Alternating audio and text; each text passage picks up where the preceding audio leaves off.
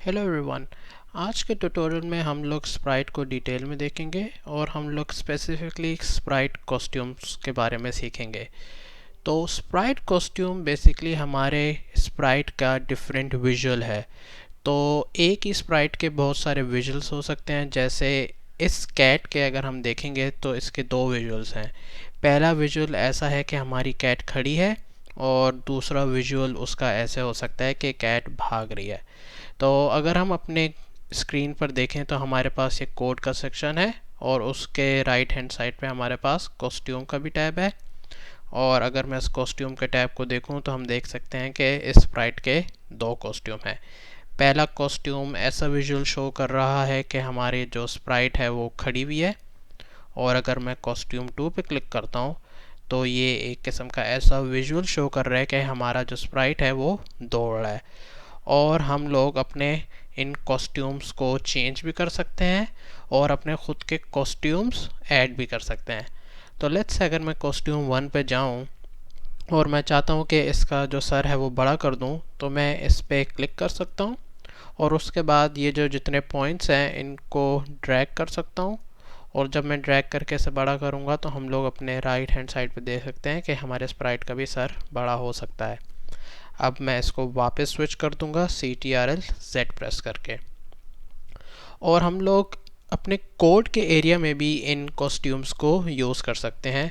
और हमारे लुक्स के जो टैब है इसमें बहुत से ऐसे कोड ब्लॉक्स हैं जो कि हमारे कॉस्ट्यूम को स्विच कर सकते हैं। लेट्स से हमारे पास स्विच कॉस्ट्यूम 2 का कोड ब्लॉक है जो कि हमारा कॉस्ट्यूम स्विच करता है। हमारे पास नेक्स्ट कॉस्ट्यूम का कोड ब्लॉक है जो कि सिर्फ अगला कॉस्ट्यूम लेकर आ जाता है।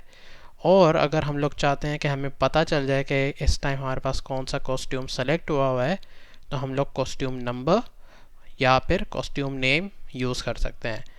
तो हम लोग इन कोड ब्लॉक्स को ज़रा देखते हैं अभी।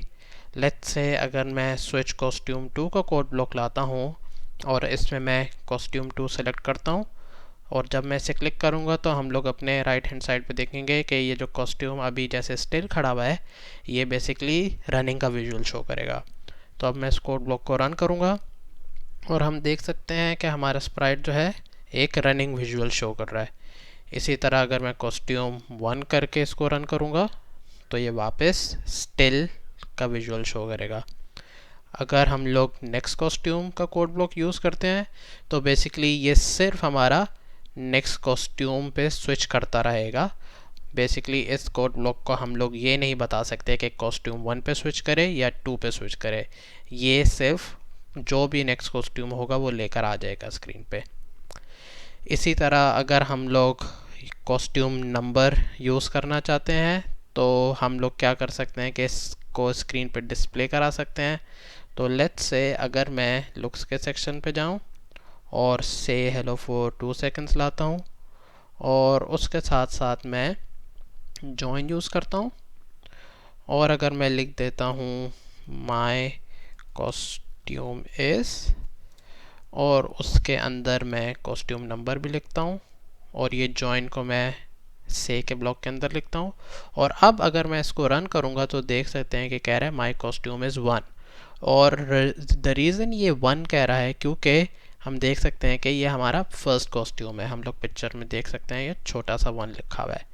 इसी तरह अगर मैं नेक्स्ट कॉस्ट्यूम लाता हूँ, अब ये हमारा कॉस्ट्यूम 2 है और अगर अब मैं सेव ब्लॉक को रन करूँगा तो ये कह रहा है हमारा कॉस्ट्यूम इज़ 2।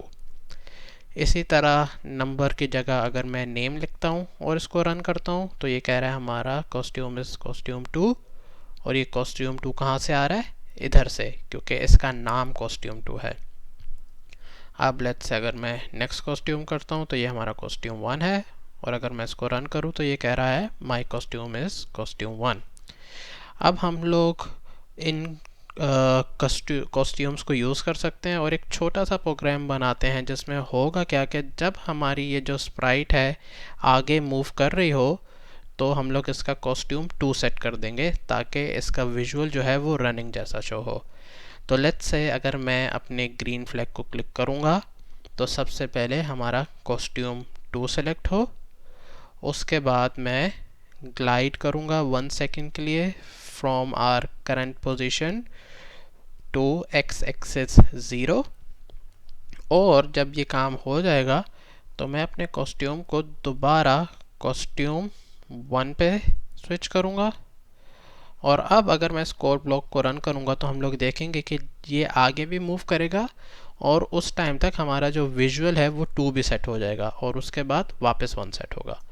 तो अब मैं इस कोड को रन करता हूँ तो हम लोग देख सकते हैं कि जैसे ही वो आगे फॉरवर्ड मूव कर रहा था हमारा विजुअल भी चेंज हो रहा था।